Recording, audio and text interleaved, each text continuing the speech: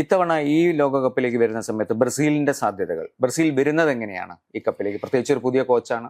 ബ്രസീലിന്റെ സാധ്യതകൾ ശരിക്കും കോച്ചിനെ ഡിപ്പെൻഡ് ചെയ്തിരിക്കും. ഇപ്പോഴത്തെ അന്താരാഷ്ട്ര ഫുട്ബോൾ നോക്കിക്കഴിഞ്ഞാൽ ഏറ്റവും മികച്ച കോച്ചസ് അതിലില്ല. സാധാരണ ഇപ്പൊ നമ്മൾ നോക്കിക്കഴിഞ്ഞാൽ ലോകത്തിപ്പോ നമ്മൾ ടോപ്പ് കോച്ചസ് കൺസിഡർ ചെയ്യണ എല്ലാവരും ക്ലബ് ഗെയിമിലാണ്. ഇപ്പൊ വിരമിച്ച ഗ്വാർഡിയോള ആയാലും 2 കൊല്ലം മുമ്പ് വിരമിച്ച യർഗൻ ക്ലോപ്പ് ആയാലും ഹോസെ മൊറീനി, ഇവരാരും ഒരു നാഷണൽ ടീമിനെ കോച്ച് ചെയ്തിട്ടില്ല. ആന്റോണിയോ കോണ്ടി മാത്രം ഇറ്റലിയുടെ കൂടെ കുറച്ചു കാലം ഉണ്ടായിരുന്നു. ഇപ്പൊ മികച്ച കോച്ചുകൾ സാധാരണ കാണാത്തൊരു രംഗാണ് ലോകകപ്പ് എന്ന് പറയുന്നത്. അതിലൊരു വലിയ മാറ്റാണ് ശരിക്കും കാർലോ ആൻസലോട്ടിയെ പോലത്തെ ഒരു കോച്ചിങ്, എന്റെ അഭിപ്രായത്തിൽ ഒരു കോച്ചിങ് ഗോഡാണ് ശരിക്കും. അങ്ങനത്തെ ഒരാൾ വരിക എന്ന് പറഞ്ഞു. അപ്പൊ 1 കൊല്ലം മുമ്പ് അല്ലെങ്കിൽ 2 കൊല്ലം മുമ്പായിരുന്നെങ്കിൽ ഞാൻ പറയായിരുന്നു ബ്രസീലിന്റെ പ്രതീക്ഷകൾ അത്ര അർജന്റീനയോ സ്പെയിനോ അപേക്ഷിച്ച് നോക്കുമ്പോൾ അത്ര അധികം അല്ലാന്ന്. പക്ഷെ ആൻസലോട്ടി എന്നുള്ള കോച്ച് ഉള്ളത് കാരണം എന്തും സംഭവിക്കാം. എന്താ വെച്ചാൽ ബ്രസീൽ ഫുട്ബോളിന്റെ ചരിത്രം നോക്കിക്കഴിഞ്ഞാൽ തന്നെ പലപ്പോഴും ഏറ്റവും നല്ല ടീമുകൾ, ഏറ്റവും നല്ല കളിക്കാരുള്ള സ്ക്വാഡ് അല്ല ജയിച്ചിട്ടുള്ളത്, ഏറ്റവും നല്ല ടീമായി കളിക്കുമ്പോഴാണ് അവർ ജയിച്ചിട്ടുള്ളത്.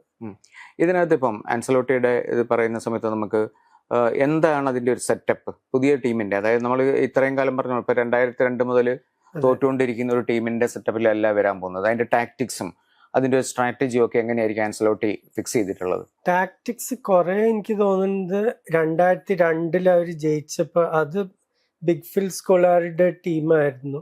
പക്ഷെ അതിപ്പോ പണ്ടത്തെ ബ്രസീൽ ടീംസ് വെച്ച് നോക്കിക്കഴിഞ്ഞപ്പോ ഞാൻ ആദ്യം കാണുന്നത് 82-ലത്തെ ടീമായിരുന്നു. അതിലത്തെ മിഡ്ഫീൽഡ് എന്ന് പറഞ്ഞാൽ മുഴുവൻ ജീനിയസ് ലെവൽ കളിക്കാരാണ്, എല്ലാ 4 പേരും.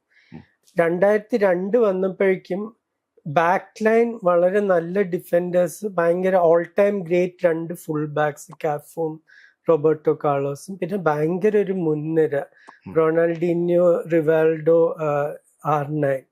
പക്ഷെ മിഡ്ഫീൽഡിൽ ഉണ്ടായിരുന്നത് ക്ലെബസനും ഗിൽബർട്ടോ സിൽവ. ഇവരെ ആരും ഗ്രേറ്റ് പ്ലെയേഴ്സ് എന്ന് വിളിക്കില്ല, പക്ഷെ അതൊരു സോളിഡ് ടീമായിരുന്നു.